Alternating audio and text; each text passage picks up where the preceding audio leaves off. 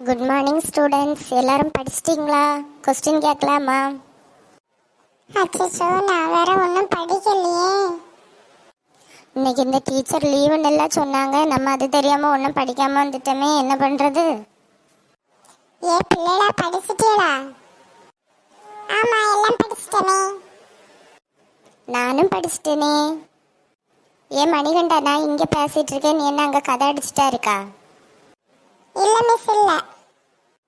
சரி, இப்போ நான் கேட்க போகிற கேள்விக்கு யார் முதல்ல ஆன்சர் பண்ணுறான்னு பார்ப்போமா? எல்லாம் தெரிஞ்சது போலயே காட்டிக்கிடுவோம். நமது தேசிய பறவை எது? யார் சொல்கிறா? மிஸ் நான் சொல்கிறேன் மிஸ். மிஸ் நான் சொல்கிறேன் மிஸ். எல்லாரும் படிச்சுட்டாங்க போல, நம்ம தான் படிக்கலன்னு நினைக்கிறேன். மிஸ் நானும் சொல்கிறேன் மிஸ். ஏன் மணிகண்டா, நீ சொல்லு பாப்போம். அது வந்து மிஸ்